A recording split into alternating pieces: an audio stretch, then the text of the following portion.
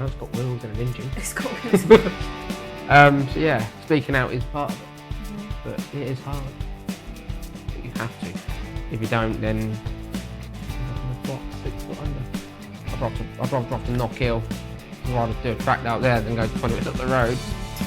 Hello and welcome to Inspire Your Story, the podcast that brings you inspirational stories from people and businesses who have turned themselves into something pretty great.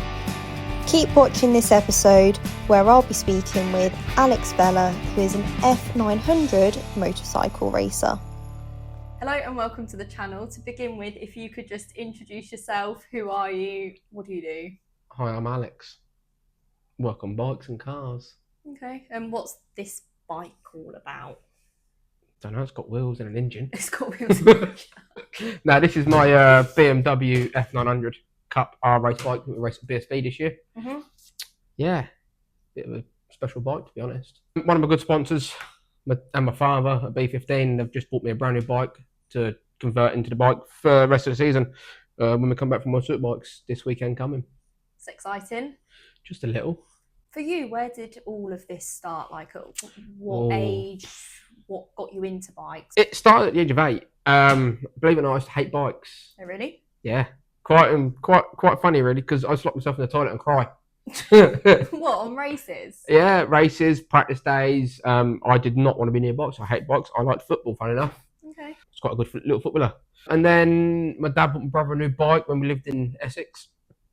We had a big field to go and ride round. Mm-hmm. And I went down with him one day and I said, Dad, can I have a run? He went, go get your kit on. Right, so I ran all the way back home, chucked my kit on, Mum helped me get dressed at the age of 8, and yeah, I ran back, got on the bike, and football was a past. So yeah, it all started at the age of 8. So why didn't you like bikes originally? Was it something that your brother did more and you were just football, or was there a reason behind it? They just scared me. Okay. Didn't like them, didn't like the sound of them, just hated bikes, didn't like them, didn't want to be near them, had no interest in them. Mm-hmm. My brother loved racing. He still likes it now. But yeah, other than that, I didn't like bikes. And now look, all these years later, it's like, So age of 8 came, you got your brother's bike. What happened after that? Where did it go from there? Went motocross, done motocross right until I was 17, 18. But I changed to road racing at 17 because I was too small to go up to the next size on the motocross bike because I was too small. I was 4'8". Transpired into that, and we went road racing when I was 17. And yeah, I loved it. Couldn't pick. Still can't pick to this day. I still like motocross. Still enjoy motocross, but this is more me. Mm-hmm. With all the injuries I've had, the motocross would be disastrous now. So that's something I want to come on to in a little while about sort of your injuries and whatnot. But first of all, in terms of racing itself, for someone who's watching this who might not necessarily know about the difference between motocross and road racing, can you just explain the difference? Yeah, so motocross, it's on a motocross track, so it's dirt or sand. You've got jumps, you've got bumps, you've got ruts, you've got berms in the corners. Road racing is, they say it's flat, it's just tarmac. Bit like riding on the road, road racing. So that's where your event places like Snetterton, Snetterton, Cadwell Park, Brands, Thruxton, so yeah, and Alton Park, so yeah. Never knew there was one at Alton Park. Yeah, Alton Park. It's about an hour and 10 minutes, hour and 20 minutes past Alton Towers. It's actually quite nice. It's one of my favourite circuits. Mm-hmm. One of a few that I absolutely love. It's just, yeah. So are all circuits different then? Yes. And do you have to like for me, I'm an ex-horse rider, so I used to walk a course. Do you have the same thing? Yep. Do you walk a circuit? You can walk the circuit, you can ride the circuit on a push bike. You'd normally walk the circuit with your team. So like myself, I walk around the circuit with my mechanic and my father. Mm-hmm. Sometimes my wife will come with me. But yeah, mainly me and the team walk around the circuit and just run through things of like where I need to be on the circuit, where I can start braking and powering, and where you got to look towards at the corner. Mm-hmm. So yeah, it's quite helpful and handy when you walk circuits. What is one of the main things you look for whilst walking a circuit? Obviously, you say about sort of looking where you're going to brake and whatnot, but what determines that? So braking points, like references, like in a car, you'd be driving down the road and you're like, oh, I've got a 3 marker there. Bit like we have the same on the right on the circuit. Some circuits have a 3, 2, 1 marker, and then like just a sign, and some circuits have nothing. So you'd look for like a break in the tarmac. Okay. So you're constantly looking at reference points where you can start braking, and you then work out where you brake, where you tip the bike in, and then where you aim for. So that's one thing that obviously watching the sport seems quite scary when you tip the bike and you're pretty much on the floor. How did you feel the first time you did that? Amazing. Really? Yeah. From watching MotoGP, idolising Valentino Rossi, it was like that looks fun. Obviously you have a big slide, like a plastic slide on your knee, so when you put your knee on the floor it just slides. But yeah, having that sensation going through you, it's like this is brilliant. I love this. You ever scared that you're actually going to end up on the floor? Yeah, a few times. Have you ended up on the floor? Yeah, a few times. Just pushing. It's part of the sport. If you're not pushing and not crashing, you're not trying. You can lose the front. I had a crash out in Spain beginning of this year from that. Tipped the bike in and it just touched the cover. As it touched the cover, it lifted the front up, and that was a 95 mile an hour. Had a tantrum. Turned the bike off. Called myself a few funny names. Yeah, I'm not surprised. Looked at the bottom, was like, oh great, let's ride it back. It just broke in the clutch lever, which was quite lucky. So yeah. Do you learn to fall? That's something that's always intrigued me. Like, do you actually, I don't know, do you practice falling, or no, is it just one of those things that you hope for the best? So with crashing, it's quite hard. Best thing to do is relax. Don't tense. If you tense up, you're going to land, you're going to break something. If you're relaxed, you tend to bounce, roll, and you'd be okay. But yeah, there's no practicing falling unless you're clumsy twat and fall over on the floor. Well, yeah, true. Speaking of crashing. Yeah, Yeah. They hurt a hell of a lot. A few years ago. 6. Is it 6 now? 6 years and what, in July, so April, May, June, July. 6 years and 3 and a bit months. What happened? An idiot car driver. Wasn't paying attention. I was doing the speed limit, all on camera. Just pulled out in front of me. Was coming the opposite direction from me. Decided he was going to turn right across the front of my path and not stop. I was doing 60. He turned across the front of me at 40. He snapped my brand new bike in half, which I was not happy about. I ended up in a set of bushes in a tree. Left me in a quite a bad state, to be honest. What drives you to get back on a bike? It's hard. So I suffer with anxiety and depression. Okay. So knowing that I can get on a bike just keeps me absolutely level-headed. It's amazing. Before I got back on the bike 2 years ago, the wife will tell you, she was like, you was a bear with a sore head. Drinking every day, like Guinness. I'd do 12 cans of Guinness a day, plus whiskey and whatever else I fucking wanted to drink. And my a good friend of mine I become best friends with, Zolt Herman, bless him, who works with us here. He helps with the race bike during the week, preps it all for me. He had an R6 for sale.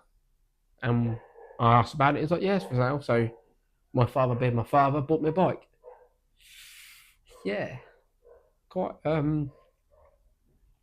emotional, to be honest. I didn't think I'd get back on a bike after the accident. Obviously, I tried to have a ride at Snetterton on an old R6 and it didn't go to plan. I couldn't turn left. Okay. I could go down straight fast. I just couldn't turn left. I couldn't move my body weight from that side to this side to get the bike turning. So yeah. And how did you overcome that? Was it a lot of training to overcome that? Because again, some people would go through your situation, regardless of the anxiety of depression side of things, they'd potentially give up. So how did, obviously I know your father bought you the bike, but how did you then push through to keep going and not give up? Just riding the bike for the first time again properly, after I took the pins up my left leg. Yeah, it just made me happy. It just felt like the demons inside my head had just like walked off, like I was on a rest day. So it put my mind at peace, and it's quite emotional because the first time I rode the bike was at Snetterton. No, so that's a lie. I went to Andalusia in Spain with Zolt, my father, and we go out for your first laps, and they do 2 cycling laps, and they pull you in. Mm-hmm. So I've done 2 cycling laps. I pulled in, and I just had tears running down my face. And Dad goes, "Sure?" I said, "Yeah." He was like, "You sure?" I was like, "Yeah." He's like, "What's wrong?" I said, "I can fucking ride." And he was like, and he just started crying. I was like, "No, bless him." And we just had a big hug. So yeah, it is scary. I do worry about if I have a big crash again, what's going to happen. But you have to put them at the back of your mind, not think about when you put the helmet on for racing, because otherwise it will determine you not to bother racing because it'll play on your mind. Do you think having that focus there probably stops you drinking more than anything, more than just getting back on a bike, or was it literally just getting back on a bike? Getting back on the bike was one. I still have a beer. Working in this environment is bloody stressful. Dealing with customers, asking dumb questions when you're trying to put a bike together. Am I allowed to put that in here? Or yeah, you can put it on here. Like today, fun enough, I put a tyre on a motorcycle for a young lad, and he questioned me. "You put it in right?" My reply was, No, I don't know what I'm doing, mate. I only build race bikes and work on customers' bikes." And he's like, "Oh, I'm only asked." I said, "What do you do for him?" "I work at McDonald's." My reply was, "Stick to flipping burgers, mate, and I'll stick to being a mechanic, please. It's just you stick to you, and I'll stick to doing me." "Oh, okay." So I'm not being horrible. I said, "It's just, you're 17, I'm 33. I've been doing it longer than you've been alive. Go away, go pay your bill, and just leave." So yeah, dumb questions like that just aggravate me on days. But yeah, getting back on the bike, it motivated me to stop drinking everything that I was drinking, and just be more focused. So yeah, I've lost a bit of weight. I lost quite a lot of weight as well. Lost over 20 kilos. Did you really? What's that in stone? I don't know. I was 98 kilos when I stopped drinking and just got back on the bike. I'm now 73. It's quite a bit. So it's a massive. I look at some, like my trousers, I go, I go,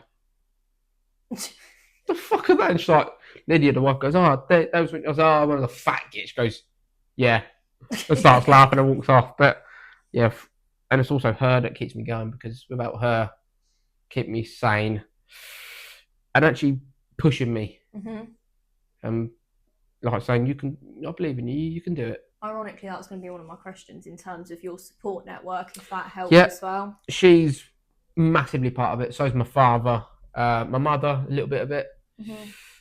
My best mate Vince, who literally lives across the road from the workshop, he does all the bike on the weekend for me. Preps it, keeps it going, puts the fuel in, does all the tyres. He's my best mate. He's been there from day one. Yeah, and Zolt, bless him. These guys keep me level-headed. And my dog. And your dog. My little boy, my baby boy, bless him. He is lovely. He is everything to me, bless him. I struggle without him. I was trying to get him into a therapy dog, so he can come race with me. But he's so scared of his own shadow, bless his heart. Being a shepherd collie rescue, he's timid and scared of everything after being abused. It's horrible, isn't it? Yes, I'd like to put a shovel over their head. Someone who's watching this who is either got into motorcycle racing or I don't know, even if they've got another hobby that may not have that support network around them, what would you say to them, and how would you recommend to find that support network? Because there is so many people out there who you can't potentially trust. So I had similar issues like that at the start when I started racing again with people. But you sort of find out who's there and who's not. Like, for instance, when we go racing, I put in, like, I send it all to my friends. And some go, "Yeah, straight away, yeah, I'm coming." Send me the ticket details or information, I'll buy my tickets. And the ones go, "Oh, well, I'm not sure, but yet will only message you when they want your help, when you can help them with things." They're the ones that you go, "Right, okay, see ya." You don't bother wasting effort and time. I've had a few friends like that over the years. They only want to talk to you when it benefits them. When you go around to their house and fix their bikes and go for food, and that's about it. But when it comes to them helping you, "Oh, sorry, I'm busy." "Well, I was busy the other day, mate, but I stopped what I was doing to help you." And then you find out you've got some true friends that will stick by you. One of them's come to Assen this year. A good friend of mine, Scott Perry. Assen. Where's that? Holland. Oh wow. We've actually got a round out in Holland. It's like great. It's going to be expensive, so I've got to tell the sponsors, I need some more money, guys. Like, Please. I better go on the H&F International and say to them, come on, boys, I need some more money. And Cambridge auctions, they can cough up some more money for me. And my father, well, he's got no choice. I work for him. He has to. Yeah, he's got to pay me if he wants me to go. So, yeah, like he's coming to Holland with us. He's going to drive his own car out there, pay his own tickets, everything. And I'm like, dude, it's like 800 quid. He's like, yeah, but supporting you. Like when I had my hats and my t-shirts made, the minute I said I've got my hats and t-shirts, I was like, I'll have one. So yeah, like Scott's coming out with us to help. So yeah, and he won't pay for nothing. So it's like that's when you know you've got good support around you. And just it's hard. Like reach out. How did you get to that stage? So people, like you say, sort of, we'll call them hanger-oners because that's technically what they are. How did you get to that stage to just cutting them off? Because that's quite a difficult thing to do. Yeah. So what I started doing was invite the people that you know are going to turn up, and then invite the people that aren't going to turn up. So I had a 3-strike rule. Invite them the first time. Don't, yeah, I'm coming, but don't turn up. Okay, cool. You messaged Monday. Why didn't you turn up? Oh, sorry, I got sidetracked. Cool. Invite them something else, but somewhere near them. They don't turn up to that. Cool. Invite them the third time. And once we turn up, if they don't turn up the third time, don't bother message them. Just, and then just it got hard, but I did cut a lot of people out, and I've had to for my own sake, for my own help. Do you feel better now? Oh, a lot better. Because I'm not getting phone calls left, right, saying, "Oh, I need your help, I need your help, I need your help." Yeah, all right, I'll stop what I'm doing and go and help them. But, well, you're gonna help me? Well, what? No. Well, bye. So yeah, you have to work out who's your real friends and who's not. That is very true. And people that just want to use you for benefit of them. Happens far too often, unfortunately. Yes. But yeah, you're not wrong. Yeah, and I do feel sorry for like the likes of yourself who just go racing and whatnot. And ironically, it's a conversation I did have with Adam about you going, do you know what? I actually feel for you because you can tell, like on Facebook and stuff, who are the ones who and who aren't, and that was annoying me personally. But yeah, you get the real ones, you get the fake ones. I've got some other good friends, Sadie and Warren, that come with me the whole last year. They come with us this year. Obviously, my dates aren't lined up with theirs this year, so they are coming some rounds. They've been helping me. So yeah, they're good friends. They love the dog. They've got 3 cats, rescue cats, and it's so funny. He goes round there, bless him, and he plays with the cats. A big old dog like that, he's big and scary. Aww. And he plays with the cats. He lays there, plays with them, paws them, and runs around the house with them. But yeah, at home, the cat comes in the garden. It's because you don't know them though. It's like... Just in terms of, obviously, you've mentioned sponsors quite a bit. When, obviously, we came to the racing, everywhere was full of sponsors. Yes. It seems to be quite a big thing in the racing community. Yes. Why is that? So the sponsors get involved. They get to be around like the bike. They get to involve with you. They get to meet other people. So it makes them feel welcomed. So they get involved more, which is helpful for us. So yeah, it's a big part of it. Without sponsors, I wouldn't be able to go racing.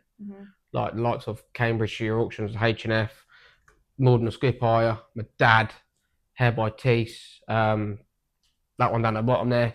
Fish and Rise, like without these guys, I wouldn't be able to do it. It's very expensive. Like it costs us between $2,000 and $4,000 a weekend. Wow. Tyres and fuel cost me £1,000. Do 2 sets of tyres, 2 drums of fuel. That's 1,700 quid. Plus my fuel to get there, my days off work. I've got to pay my mechanic, pay my man who does my pit boarding, which is Daniel. He's a good friend of ours. So yeah, paying them guys, and I also feed them. So like I cook in the evening. That's my relaxed time. I enjoy my cooking. So what do you cook? I normally do steak and pasta. Yeah, nice. On like a Saturday. Friday night I do chicken and pastas. So it's quite nice. Soup noodles. Super simple, quick, easy. The wife hates it, so I do it just to wind her up. She don't like soup noodles. She hates soup noodles. What? But yeah, give a stick for that. Oh, I would. She does not like soup noodles. When I say, we're going to do chicken, I do a chicken, I marinate it in my, what I marinate it with? Mustard, garlic, salt, pepper, oxo cube and a bit of vinegar. Marinate in that, leave it for a couple of hours, put it in the pan. It's brilliant. But yeah, it's quite funny. And I go to and sit there, and I'm like, so I'll give you more chicken. Don't panic. You've got more chicken. I don't really do chicken. I can't stand it, to be honest. It's plain boring crap. White meat. It's nice. I quite like chicken. Breaded chicken, yeah. Chicken nuggets. Oh. I love chicken nuggets. Oh, with garlic mayo. Ketchup or barbecue sauce. With a bit of cheese sprinkled over it. Chicken nuggets, chips and cheese. Oh, don't. I've been fasting today as well. Oh, no. So I can't eat until like 10 o'clock tonight. I had nothing to eat all day, so I'm like, ugh. Why are you fasting? Helps.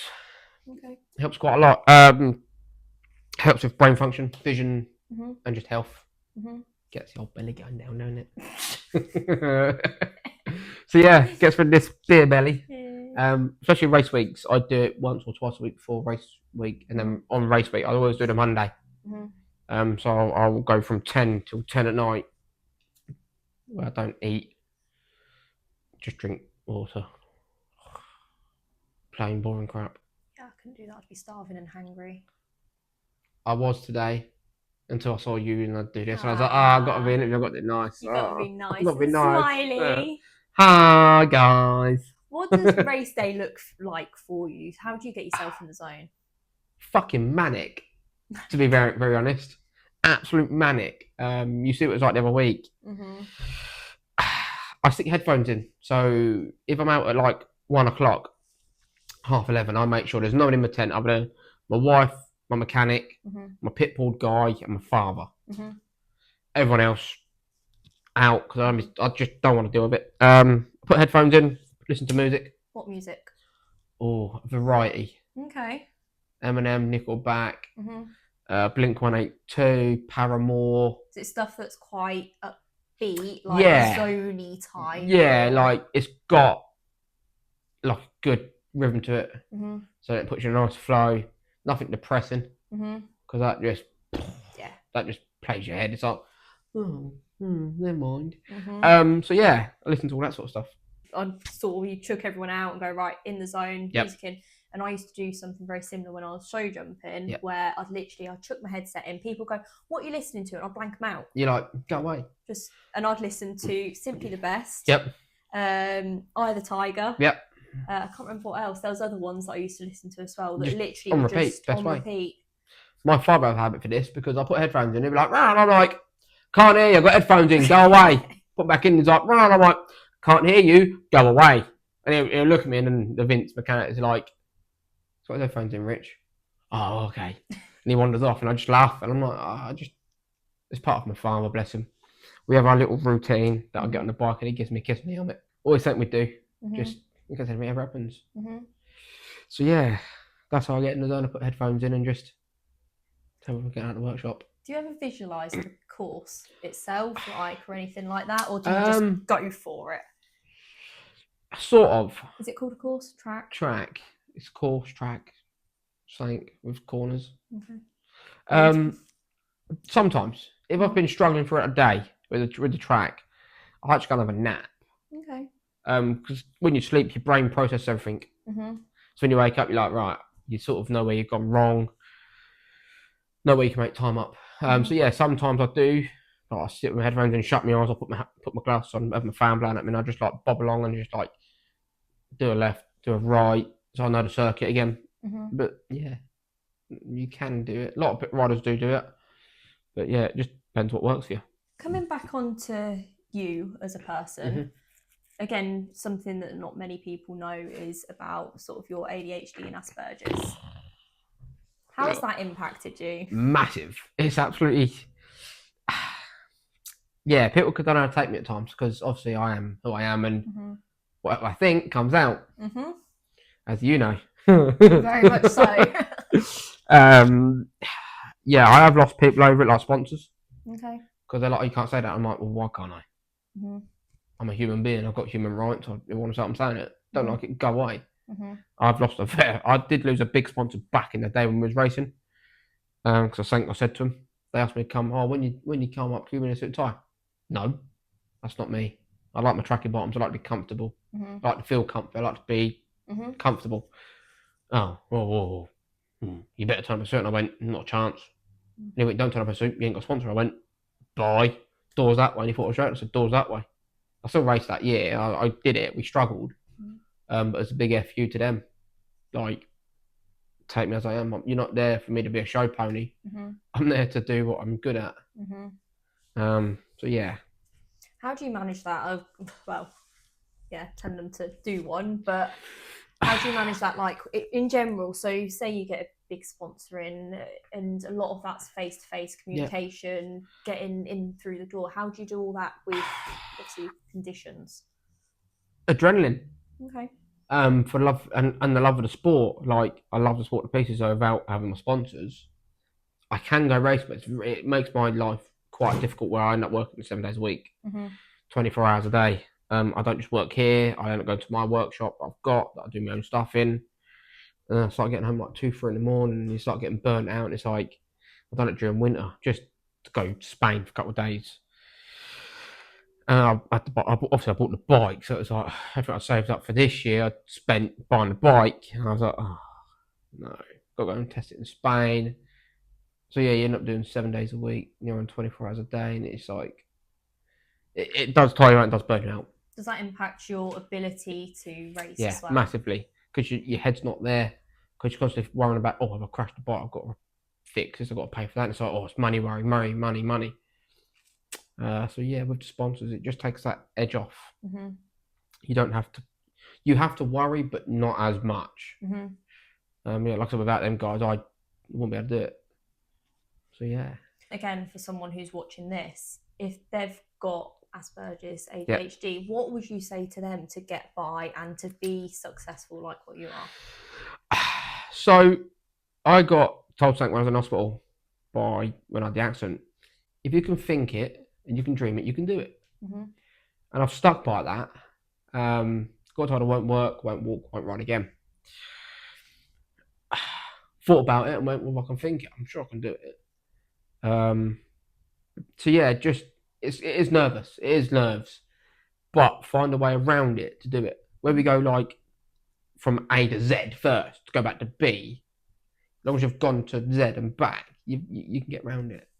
It's a lot of courage, and have people that are going to support you with you. That's the other thing, having support around you, they will help you. So yeah, like your hype man will help you through everything. I've got a few of them that have helped me through a lot of things. My best mate Vince. What was it? What year now? Where am I? It was about 10 years ago. I had a bit of a depression moment. Hung myself on a tree. Yeah. Didn't know that, did you? No, I didn't. So yeah, hung myself on a tree. Police officer walked past, saw it, cut me out the rope. Got mentally sectioned. But yeah, I just had some massive issues that I've overcome, and we are here now doing this. So yeah. You shocked me, I actually didn't know that. Not many people do. No. The world will now. Yeah. But it's good because they understand.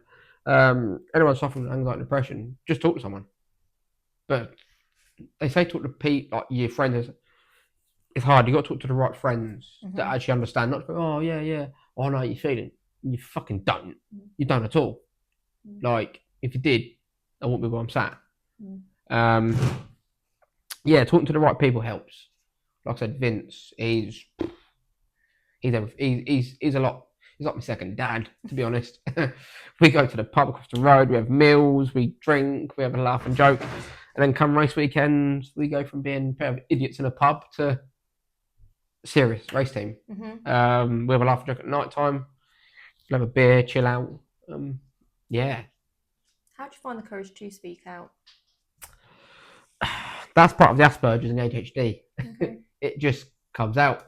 There's two ways of Asperger's and ADHD. You can be real quiet and like, oh, there's me, an absolute fool of an idiot, and don't care what he says. It just comes out, unfortunately. So yeah, there is times where you're like, oh, I should have said that. It's like, oh no. And Lydia sits there going, keeps eating the food, and I'm just like, sorry. She goes, I don't care. It's you. It's what I love you for. So yeah, speaking out is part of it, but it is hard. but you have to. If you don't, then end up in a box 6 foot under. That's the thing. Making jokes about it helps massively, especially when you're having a bad day. You make a joke about it, and like, well, don't say that. I'm like, yeah, but it just helps me get through the day. If I think about it and speak about it, I'm not going to go and do it, am I? And they're like, oh, yeah, good point. So, yeah, that's one of them. That's how I get through my bad days. It's hard. It's very hard. Like, we have highs and lows with racing. The highs are amazing. The lows can bite you in the ass. Yeah. In terms of the lows, what would you say your massive low has been? Oh. With the racing.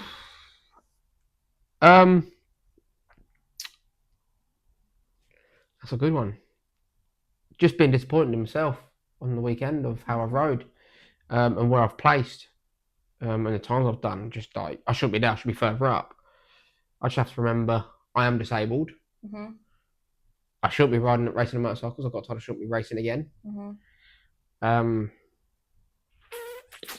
Yeah, but then I have to remember, oh, hold a minute. You are where you are. You're still one of the best riders in the country in the class. So get on and deal with it. I was going to say, you do bloody well considering everything, and you're only getting better as well, especially this year. It just takes time. It just takes time, effort, and more time on the bike. More time on the bike, you sort of work the bike out. But yeah, lows, they are the ones where you like, oh, could have done better. Like, yeah, I did at the start of the year, first round. It was like one of my favourite circuits, Alton Park, and just didn't gel with the bike. We found out it was a rear shock issue. So it wasn't your fault at all, even though you were hard on yourself. But during the race weekend, it was quite a hard weekend because we had a bit of a family situation going on. My uncle passed away whilst away racing, so my dad had to leave. So that put more pressure on me. It's like, and then you can't think about that issue that's happened in your family. Worrying about dad, make sure dad's okay. Dad's make sure I'm okay. Without my dad there, I do struggle on the bike. Like, he could tell me, go, oh, that's right, that's wrong. Listen, it looks like that's not right for you. It was literally only the night before, we pulled the rear shock out of the bike, and it was like, okay, give it to K-Tech, who bless her heart didn't charge me. Looked at the shock, was like, yeah, that ain't right.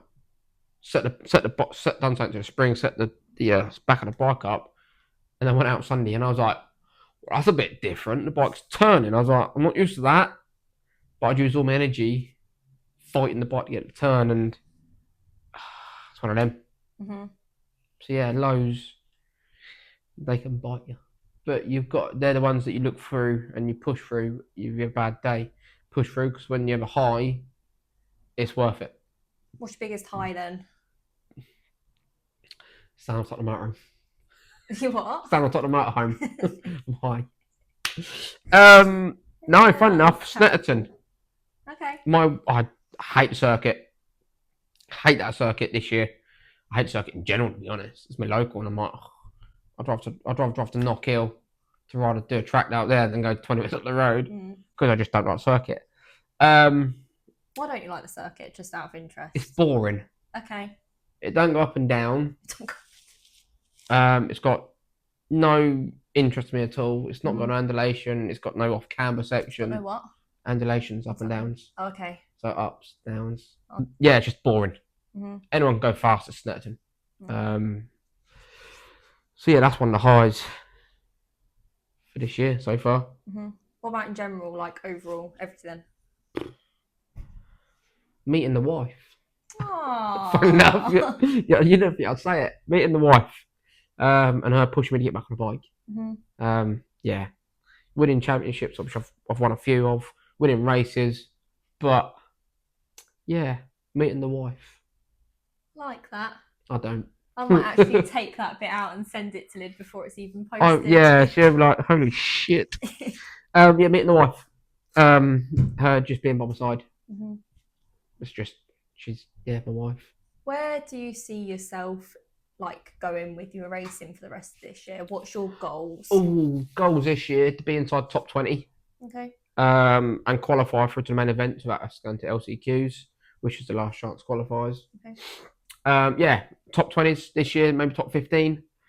Yeah, for this year. How close are you to that? We're close to top 20. We finished 25th at Snet, so we're not far, but the gap on times is like quite a big difference. They're like at Snet, and they're like a second and a half quicker a lap, which is massive in the racing world. So yeah, it's just that next step. But luckily we have got a new bike, so the new bike should be better. It should be faster.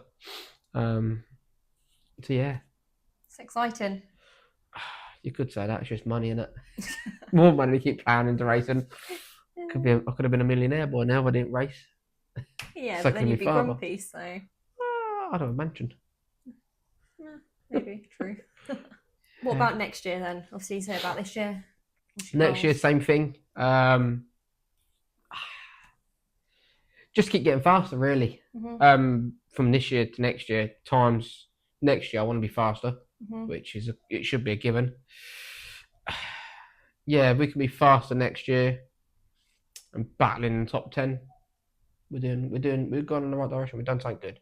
When are you going to start looking for sponsors for next year? Just, I'm conscious, like, you never know who might be watching this, who might. So we kind of look throughout the year anyway. Okay. I'm hoping H&F, bless them, and Cambridge Yorkshire, and Vision Rise and Mildred Skipper, I come back on board, and my father, well, he's got no choices in my father again. I work for him, and my son, so tough. Has to deal with it. He paid for the bike, so hopefully them guys come back on board again for next year. I already spoke to them. They seem keen. So yeah, we look for sponsors throughout the year anyway.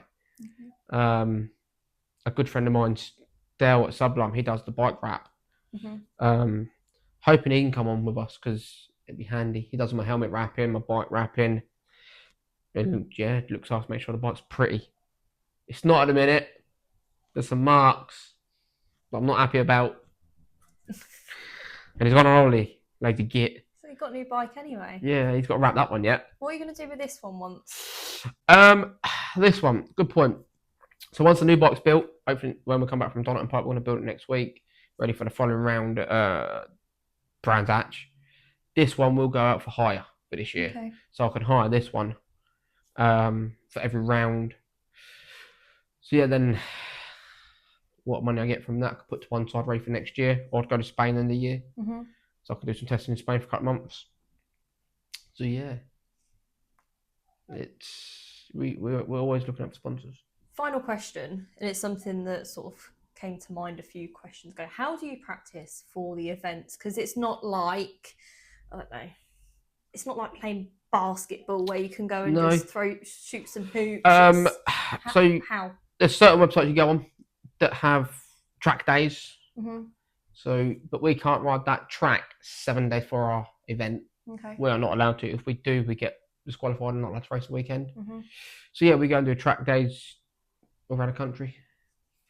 Yeah, that's what we do really.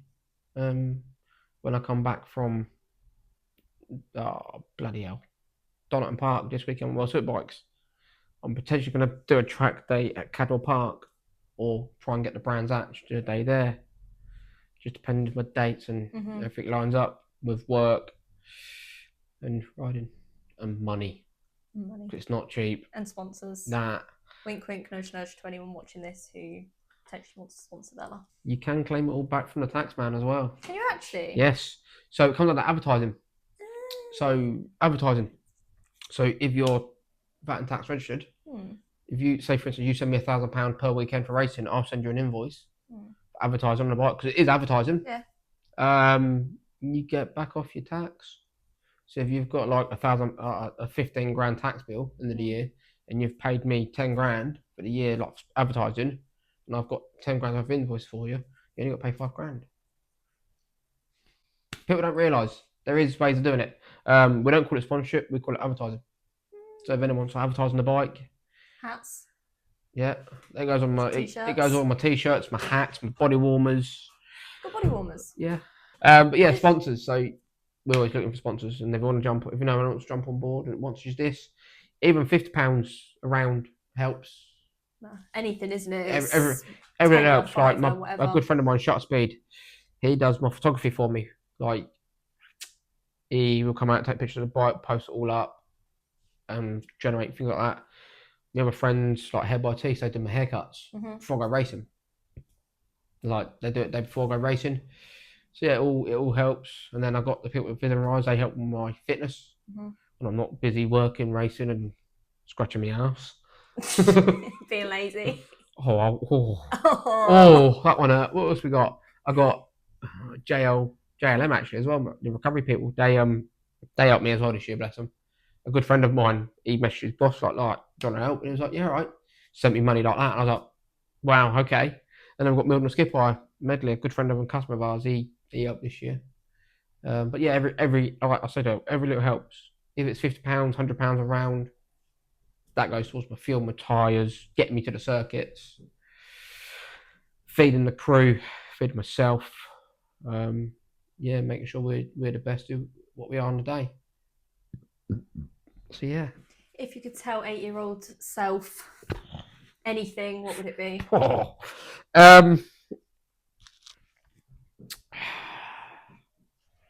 Don't take life too serious, because you never know what's around the corner. Very true. As I know from 6 years ago. So yeah, and fun enough, I was with Lid 2 weeks. Seriously? I thought it was longer than that. No, we was together for 2 weeks. Yeah. She stuck by me through thick and thin, bless her, when I was in a wheelchair. Moved in straight away. Here at work, upstairs. Oh wow. Yeah, it was better me being here because of customers. They can come see me, talk to me, keep me occupied, brain occupied. I can come down in the wheelchair and know everybody, which is brilliant. 8-year-old self, yeah, don't take life too serious. Just have a laugh, have a joke, enjoy your life. If something don't make you happy, don't do it. That is that simple. If it don't make you happy, don't bother. So yeah. Thank you very much. You're welcome. It's been a pleasure. It's been quite nice. If you've enjoyed this episode, remember to hit subscribe, download, obviously depending on what platform you're on, and keep watching for more upcoming videos like these. Also, don't forget that you can sponsor Alex Vella by reaching out to him on one of his social media platforms that I'll put in a link below. Thanks for listening.